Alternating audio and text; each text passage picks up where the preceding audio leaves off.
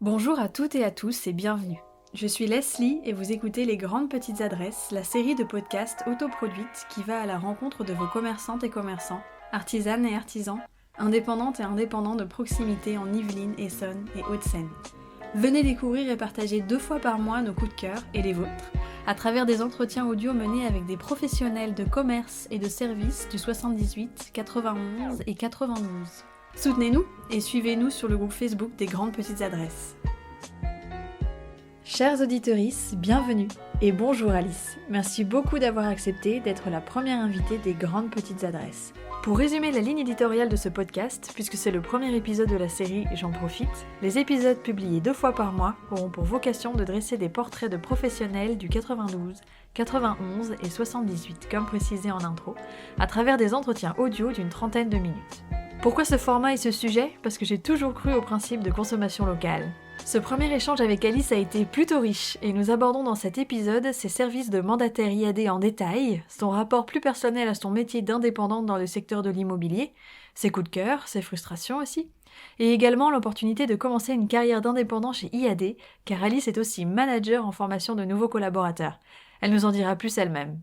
Si vous avez un bien à louer, à vendre ou acquérir sur la région, si vous envisagez une reconversion de carrière dans l'immobilier indépendant ou si vous souhaitez tout simplement en savoir plus sur Alice et ses services, ce podcast est pour vous. C'est parti! C'est tout naturellement que le sujet du premier épisode s'est tourné vers toi Alice, car ça fait maintenant plusieurs années que tu exerces l'activité de mandataire en immobilier sur Vélizy et ses alentours, sous le statut d'indépendante, et ça fait encore bien plus longtemps que tu y résides. Et tu proposes tes services sous la bannière du réseau immobilier innovant IAD, fondé en 2008. Est-ce que tu peux expliquer brièvement ce qu'est IAD France ? D'ailleurs, ce que le sigle peut signifier. Quel est son concept et sa démarche dans un monde de plus en plus tourné vers le digital ? Oui, pour commencer, je vais parler de la signification des 3 lettres IAD. Le I signifie l'immobilier, qui est la matière première du réseau. C'est autour de l'immobilier que tout ça s'est construit. Le D signifie domicile, parce que nous ne travaillons pas dans une agence vitrée, mais on travaille à nos domiciles et au domicile de nos clients. Et le A, à l'époque, était un arrobase et faisait allusion aux avancées des nouvelles technologies. C'est-à-dire que IAD a choisi de dématérialiser son agence. Nous sommes tous des conseillers en immobilier indépendant ou autrement appelés des mandataires en immobilier indépendant. En aucun cas, on se dit être agent immobilier. Parce qu'un agent immobilier, c'est réellement quelqu'un qui est détenteur de la carte professionnelle. C'est-à-dire que même dans une agence classique, donc une agence vitrée, c'est uniquement les directeurs d'agence qui ont cette qualification-là. Mais ça ne nous empêche pas de faire correctement notre travail. Aujourd'hui, IAD est un réseau de mandataires indépendants de proximité. Pourquoi on parle de proximité ? C'est parce qu'on travaille autour de chez nous, tout simplement. On va dire que notre domicile, c'est comme si c'était notre agence et c'est de là qu'on travaille. Aujourd'hui, c'est un réseau qui est constitué de plus de 9000 conseillers et managers partout en France. On est ouvert également à l'étranger. Les pays qui sont ouverts aujourd'hui sont le Portugal, l'Espagne et maintenant l'Italie. Donc concrètement, IAD est une agence dématérialisée 2.0, c'est-à-dire qu'on est spécialisé sur la diffusion Internet. Aujourd'hui, quand on a un bien en portefeuille dans le réseau, il est visible partout sur Internet. Et c'est ça le vrai concept d'IAD. Au niveau de son histoire, IAD a été plutôt culottée dès sa fondation puisqu'elle faisait face à au moins un challenge qui n'était pas des moindres, celui du contexte de la crise immobilière qui a sévi en 2008, rien que ça. Et puis clin d'œil aussi, le réseau a été officiellement lancé le 1er mai, le jour de la fête du travail. Oui, exactement. Donc en fait, IAD a vu le jour le 1er mai 2008.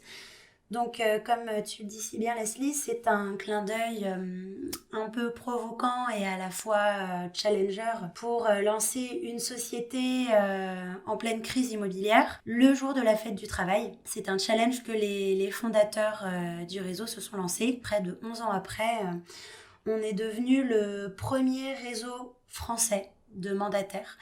Et en termes de mandat et en termes de vente, aujourd'hui, on peut dire qu'on est premier, tout simplement. Merci pour ce petit tour historique, Alice. Peux-tu nous présenter tes services, par exemple, si je souhaitais vendre ou louer un bien en faisant appel à tes compétences, à partir de quel moment je suis prise en charge et accompagnée dans ma démarche et jusqu'où? Par exemple, as-tu aussi des collaborateurs privilégiés et de confiance avec lesquels tu travailles, comme des notaires ou des courtiers en assurance? Alors, à partir de quel moment je prends en charge le projet et à quel moment ma mission se termine? Déjà, elle commence à partir du moment où quelqu'un me dit « j'ai un projet de mise en vente ».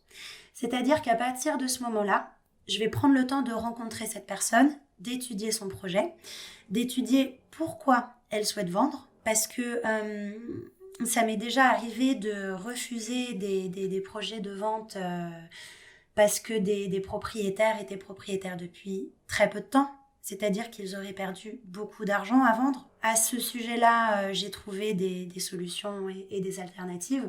Ça fait aussi partie de ma mission, hein. J'ai une mission de conseil. Donc quand quelqu'un a un projet de mise en vente qui est pertinent, j'étudie le projet, j'étudie le prix auquel on pourrait le mettre en vente, ce qu'on appelle un avis de valeur. Dans notre langage, on ne parle plus d'estimation parce que c'est un terme juridique qui est un petit peu compliqué à utiliser. Donc je réalise des avis de valeur au juste prix sans que ça soit un avis de faveur. C'est-à-dire que si un propriétaire en veut beaucoup plus que ce qu'il ne vaut, je vais en toute honnêteté lui dire ce que j'en pense. Je ne laisse pas de faux espoirs et je ne fais pas un avis de valeur pour juste avoir un bien à la vente et le laisser moisir en boutique. C'est pas du tout ma façon de fonctionner. Moi, je suis indépendante, je suis pas salariée, donc j'ai pas de temps à perdre avec ce genre de choses. Donc une fois que l'avis de valeur est fait, je récupère certaines pièces pour ce qu'on appelle signer un mandat, pour ensuite en faire la diffusion sur les sites internet.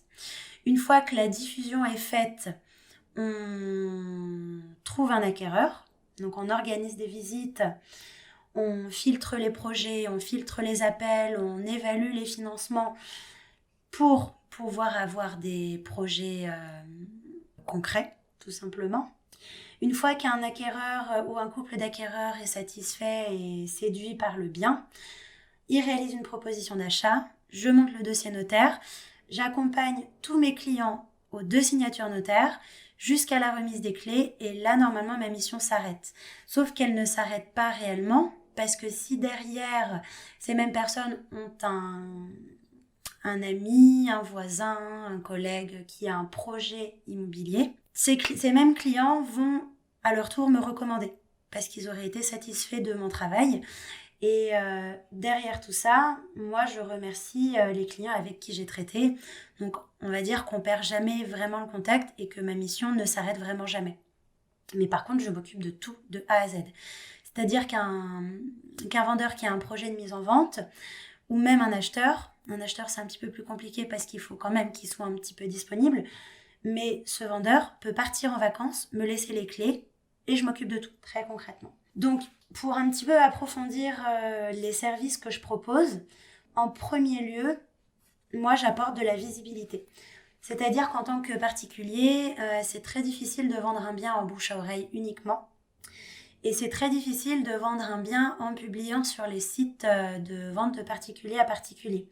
Parce que ces clients vont recevoir des appels de toutes les agences immobilières du coin, de tous les professionnels reliés à l'immobilier comme des diagnostiqueurs, des entrepreneurs, des déménageurs, etc. Ils vont se faire harceler par beaucoup de gens, mais la plupart du temps, ça ne sera pas vraiment des clients acheteurs.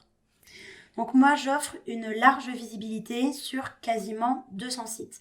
Ces sites sont choisis en fonction de la pertinence de chacun, c'est-à-dire qu'un site qui aura moins de visibilité sera remplacé par un autre. Pour vraiment provoquer le coup de cœur, je rédige une belle annonce et je prends des belles photos dignes de photos de professionnels. Ça, c'est très important. C'est ce qui ferait le plus gros des visites. Ensuite, on travaille en réseau avec tous les conseillers du réseau. C'est-à-dire que n'importe quel conseiller du réseau français ou même étranger peuvent m'envoyer des clients ou acquéreurs qui seraient susceptibles d'être intéressés par ce bien. ce qui permet de ne pas travailler qu'avec une seule agence ou un seul conseiller, mais avec la France entière. Mes confrères d'agences concurrentes, si on peut dire ça comme ça, savent aussi très bien qu'on fait du partage d'affaires entre nous et qu'ils peuvent m'appeler s'ils ont un client qui aussi est intéressé. Ensuite, quand on a diffusé cette annonce, je filtre les appels, j'organise les visites en journée de préférence, de manière à ce que les acheteurs puissent voir les vrais atouts du bien que je propose et surtout ce qui permet à mes clients vendeurs de ne pas se soucier de quand est-ce que sont les visites, est-ce qu'il faut que j'aille promener le chien, est-ce qu'il faut que je sorte un peu avec les enfants pour ne pas être là dans l'appartement ou dans la maison quand il y a une visite. C'est des visites de qualité. Je n'emmène pas n'importe qui. Encore une fois, j'ai pas de temps à perdre, ni à faire perdre à mes clients. Je vérifie également la fiabilité du projet de tous mes acquéreurs. C'est-à-dire que quelqu'un qui recherche un type de bien qui ne correspond pas à celui pour lequel il m'a appelé, on va dire à 70% du temps, je ne l'emmène pas visiter. Sauf si vraiment il insiste et qu'il pense que ça pourrait lui plaire. Mais j'insiste bien au téléphone pour lui dire que voilà, c'est visiblement pas ce qu'il recherche. C'est vraiment très important de faire des visites de qualité. Une fois qu'on a un acquéreur qui souhaite se positionner sur les biens, je fais vérifier son financement par un courtier en immobilier. C'est-à-dire que toutes mes ventes sont sécurisées. Aujourd'hui, j'ai eu aucun refus de prêt. Aucun, en 4 ans. Parce que je prends vraiment toutes les précautions pour que ça n'arrive pas. Imaginez un client qui voit son projet tomber à l'eau à cause d'une erreur de ma part. Je me le pardonnerai jamais. Ça, c'est un premier point très important pour sécuriser sa vente. Le deuxième point très important, c'est que toutes les signatures se passent chez le notaire. La signature de la promesse de vente et de l'acte authentique se font chez le notaire. Moi, je ne suis pas habilitée à le faire et même si je l'étais, je ne voudrais pas le faire. C'est un acte qui est compliqué à rédiger et c'est du métier des notaires. C'est pas du métier des conseillers ou des agents immobiliers. Pour moi, c'est pas à nous de le faire. Pour mener à bien ces ventes, je propose une vraie disponibilité. C'est-à-dire que je suis disponible quasiment 7 jours sur 7, y compris les jours fériés, y compris les dimanches. Et je suis disponible toute la journée. S'il faut faire une visite le matin, le midi, le soir, un jour férié, un dimanche, un samedi, un mercredi, n'importe quand, je me rends disponible pour mes clients. Tout simplement parce que je sais que tous les clients acheteurs et vendeurs ne peuvent pas se permettre d'être tous disponibles sur un horaire de bureau. Ça fait partie des qualités d'un conseiller indépendant parce que c'est nous qui choisissons nos horaires. Donc ça, c'est vraiment quelque chose que je mets en avant pour satisfaire tout le monde. Je propose également un suivi personnalisé, c'est-à-dire des comptes rendus réguliers. Je ne laisse jamais un vendeur dans l'incertitude et dans le doute. Si un bien ne se vend pas, mon vendeur sait exactement pourquoi. Parce que je lui apporte ses réponses. Et une fois que ces réponses sont apportées, je lui apporte une solution. C'est à lui de saisir l'opportunité ou non. Mais moi, je suis là pour un devoir de conseil également. Donc dans tout ça, j'y ajoute aussi des qualités et des valeurs humaines. Je mets du cœur dans tous ces projets. Parce que dites-vous bien que je ne suis pas salariée. Je ne travaille quasiment uniquement sur recommandation.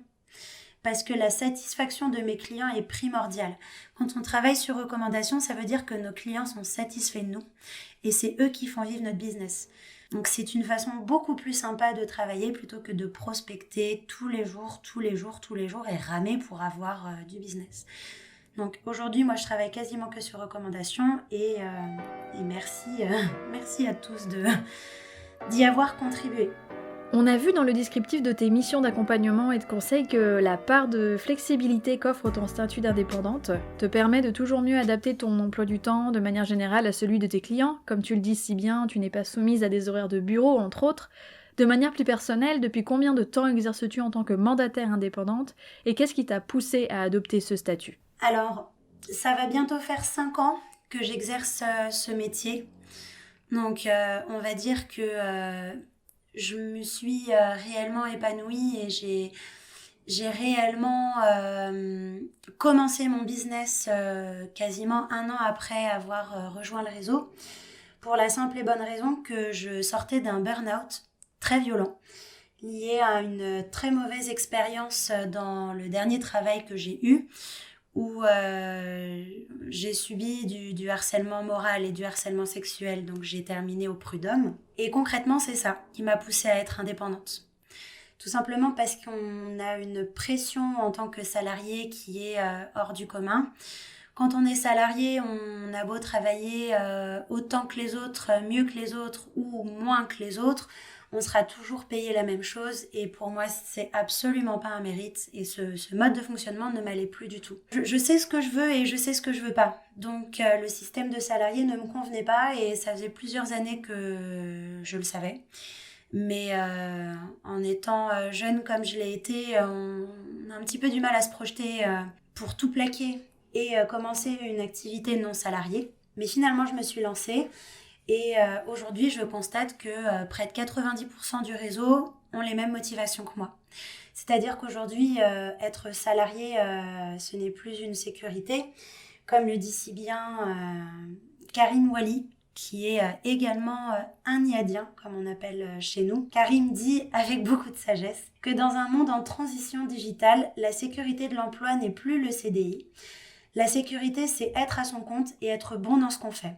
Et je me retrouve énormément dans ce qu'il dit. Et pour les auditeuristes qui seraient intéressés de savoir, combien de clients comblés as-tu accompagné dans l'acquisition de leurs nouveaux biens, ou dans la vente et ou la location de leurs biens à ce jour ? Alors, on va plutôt parler en termes de foyer, parce que en tant que client, parfois c'est des familles, donc il y a plusieurs personnes dans la famille. Donc, on va dire que je pense avoir comblé plus ou moins 100 foyers, compte tenu du nombre de transactions.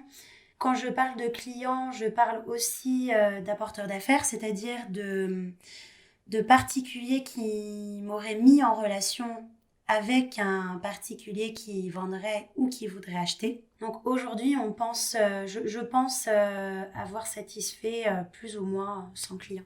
Comme on l'a évoqué au début, tu es très investi sur le territoire des Yvelines, mais pas exclusivement, parce que je sais que tu as permis, à titre d'exemple qui me viennent en tête là, à des propriétaires d'acheter ou de vendre des biens aussi bien sur Paris que sur Vélizy, que sur Viroflèche, oui en Josas, et ce n'est pas du tout exhaustif comme liste. De bien connaître ta zone de travail depuis quasiment toujours, est-ce que ça t'aide à avoir un contact toujours plus personnalisé et de proximité ? Est-ce que tu sens que c'est une qualité qui est appréciée par tes clients ? Complètement, parce que les premiers clients qu'on a sont les clients qu'on croise tous les jours. C'est-à-dire que je croise mes clients en allant chercher mon pain, en allant faire mes petites courses, en sortant de chez moi, on se dit bonjour, on se voit. C'est très important de montrer qu'on est du quartier, qu'on est de la ville. Ça nous permet de mieux décrire la ville à nos acquéreurs, de montrer quels sont les points forts, quels sont les points faibles, où sont les écoles, à combien de temps on peut aller au supermarché d'à côté, à combien de temps on accède à la forêt à pied, pour ceux qui ont des chiens, quelles sont les activités pour les enfants. C'est très clairement un gros point positif. De pouvoir communiquer sur l'expérience humaine en fait. Exactement. Et même le fait de savoir qu'on est quasiment voisins, même si on est à l'autre bout de la ville, on reste quand même dans la même ville et c'est quand même rassurant de travailler avec quelqu'un qui est vraiment du secteur. Il y a une certaine confiance qui s'installe quand on sait qu'on est du même secteur. De manière toujours plus personnelle, est-ce que tu aurais une anecdote ou une expérience à nous partager qui t'a particulièrement marqué sur tes 4 ans d'activité en tant que mandataire, qui peut-être t'a conforté dans ce format de travail, si je puis dire, en tout cas à travers ce statut particulier d'indépendante dans le secteur de l'immobilier ? Il y a, je dirais, 2 ans, 2 ans et demi, je travaillais sur la vente d'un appartement d'un couple qui se déchirait d'une manière très très violente. C'était très mouvementé avant de mettre en vente, pendant la mise en vente, pendant les négociations avec le notaire. Mais finalement, quand on a signé l'acte authentique, j'ai vraiment senti une émotion très très très importante chez mes clients. Et j'avoue que ça m'a marqué à vie, pour le coup, positivement. Et Négativement aussi, parce que c'était très dur d'affronter cette situation de désespoir, en fait. C'était très très dur et je pense que n'importe qui n'aurait pas continué. Quelque part et irrémédiablement même, j'imagine que lorsque l'on accompagne des clients dans la vente de biens, immobiliers en particulier, on s'approche de la sphère de l'intime, d'un foyer et quelquefois des difficultés que celui-ci peut renfermer. Ça doit également demander des qualités humaines subtiles entre la disponibilité mais l'impartialité, une forme de générosité émotionnelle aussi, puisque vendre un bien ou acquérir ce n'est pas rien dans une vie, tout en cultivant aussi un respect de cette intimité à laquelle un ou une mandataire est forcément extérieur. Oui, et puis aussi, on a un peu tendance à s'accrocher à nos clients, à les apprécier, et du coup, on est très, très, très content quand on réalise une vente et qu'on voit l'émotion chez nos clients. Donc, un moment préféré, je sais que celui-ci a été très fort, mais des moments préférés, on en vit tout le temps. Et à contrario, peut-être que tu as rencontré également des frustrations dans le fait de ne pas aboutir, ou en tout cas à tes yeux, à une solution concluante, à un instant T peut-être, ou de gérer des parties de ton travail qui sont, encore une fois à tes yeux, plus ingrates. On va dire que les plus mauvais souvenirs sont à chaque fois que j'ai eu des problèmes avec des notaires ou des syndics. Parce que c'est énormément de temps passé à répondre aux mails, chercher les infos, appeler, être sur une boîte vocale, être en attente, ne pas avoir l'information, être redirigé vers un autre service, attendre le mail qui n'arrive pas, le conseiller qui est en vacances. C'est en fait un mauvais souvenir. Les mauvais souvenirs, c'est essentiellement cela. Après, forcément, je ne travaille pas qu'en exclusivité, donc ça m'est arrivé que des biens que j'avais en portefeuille soient vendus par la concurrence. Récemment, ça m'est arrivé, j'ai eu énormément de peine parce que ça faisait un petit moment qu'on travaillait sur un bien avec des propriétaires. Ces propriétaires, j'ai eu beaucoup d'affection pour elles. C'était deux femmes. Finalement, c'est une autre agence qui a vendu le bien. Et l'acquéreur m'avait aussi appelé, mais ils m'ont appelé, le couple m'a appelé trop tard, alors qu'ils avaient déjà fait une visite avec l'autre agence. Donc nous, on se doit de se respecter un minimum et de ne pas se voler les contacts. Donc, j'avoue que cette fois-là n'était pas agréable. Pour la suite de cet entretien, peux-tu nous parler du statut de formatrice en mandat immobilier que tu dispenses aussi, puisque tu accueilles au sein de ton équipe régulièrement, avant qu'ils ne volent de leurs propres ailes, de nouveaux collaborateurs et nouvelles collaboratrices qui rejoignent les rangs d'IAD? Alors, j'ai pas le statut de formatrice habilitée officielle. Par contre, quand on signe chez IAD, on signe aussi pour la possibilité de devenir manager. Et du coup, quand on signe pour être manager, on s'engage à former nos équipes. Et du coup, on doit tout leur apprendre, tout de A à Z. Donc, ces nouveaux conseillers ont une formation en e-learning, c'est-à-dire une formation digitalisée. Ils ont aussi une formation en présentiel avec des formateurs habilités, ce qui permet de valider un certain nombre d'heures à l'année. Et une formation, un type de formation avec le parrain, tuteur, formateur, qui est la personne qui a offert l'opportunité à ce conseiller de rejoindre le réseau. Donc, on doit leur montrer comment prospecter, comment trouver des clients, comment faire un avis de valeur, comment faire des visites, comment qualifier des rendez-vous, etc., etc. Moi, personnellement, je donne des formations, ateliers en groupe, avec plusieurs personnes à la fois et avec d'autres conseillers, d'autres équipes. Hein. On n'est pas sectaire, on n'est pas fermé. Bien évidemment, c'est notre équipe qui passe en priorité parce que c'est une question de temps, tout simplement. Hein. Si on pouvait donner autant de temps aux autres, on le ferait aussi. Mais vu qu'on est... les journées ne font que 24 heures et les semaines que 7 jours, on va un peu à l'essentiel. Mais du coup, ces formations traitent de tous les sujets. On traite des sujets indispensables et vraiment de base. Mais on pousse un petit peu plus loin, comme le développement personnel, comme la gestion du temps, s'organiser dans son travail, un peu de coaching, comment prospecter, tout reprendre à zéro, on fait des points, on voit où on en est, on voit quelles actions on pourrait mener, etc. etc. Donc c'est vraiment, moi à mon stade, vu que j'ai choisi d'être manager, j'ai vraiment une mission de conseillère immobilier, c'est-à-dire de vendre des appartements, des maisons, vendre du neuf, trouver des biens pour des clients, de la location, des fonds de commerce, les accompagner dans leurs projets, les aider à trouver un financement, etc., etc. Mais j'ai aussi une mission de faire réussir les autres. Et ça, c'est extraordinaire. Donc, si des personnes cherchent à changer de carrière et se tourner vers le milieu indépendant, et non salarié du coup, IAD est une option pourvu qu'ils soient intéressés par le secteur de l'immobilier, bien sûr. Complètement. Du coup, où trouver des renseignements? Qui contacter? Alors, le mieux, c'est de contacter un conseiller. En l'occurrence, un conseiller local, peut-être. Local, ça dépend, c'est toujours mieux. Après, par exemple, je sais qu'aujourd'hui, moi, je ne prendrai pas la responsabilité de former un conseiller à l'étranger toute seule.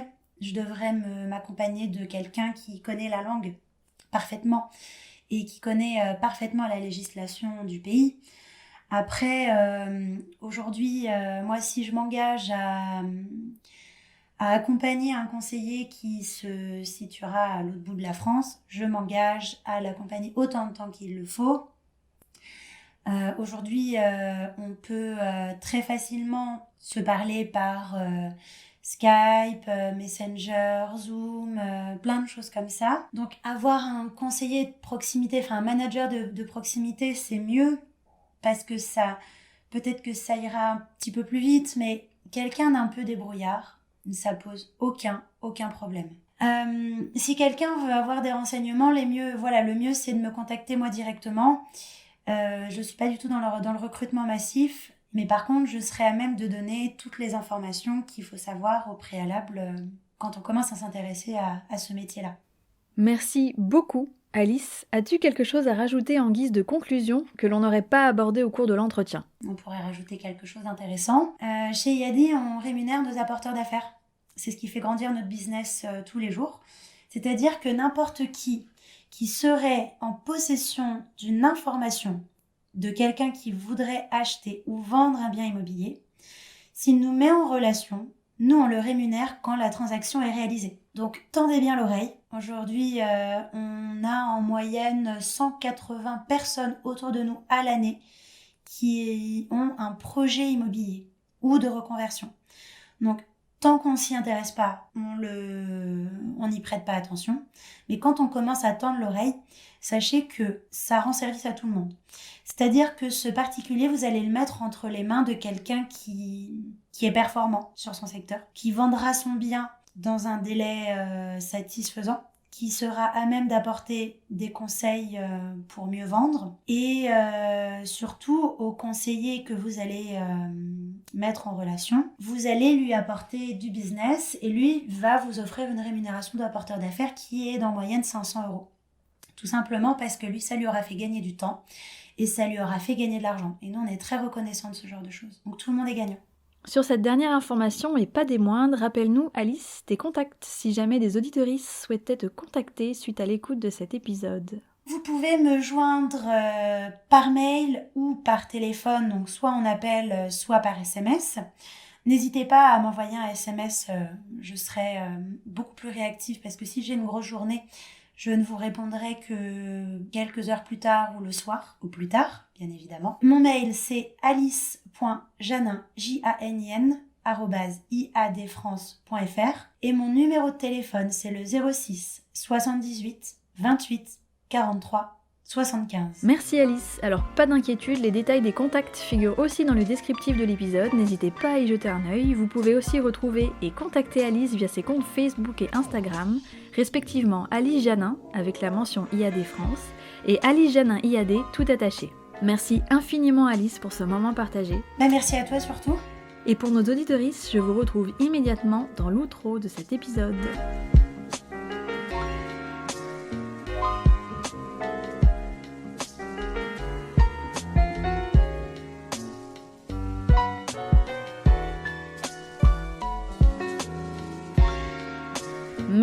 merci à toutes et à tous de nous avoir écoutés. Vous pouvez vous abonner et retrouver l'intégralité des épisodes des Grandes Petites Adresses via la chaîne Podcastix du podcast, et chaque nouvel épisode sera également disponible sur les plateformes Apple Podcasts, Google Podcasts, Spotify et bien sûr sur le site blueprintgallery.fr.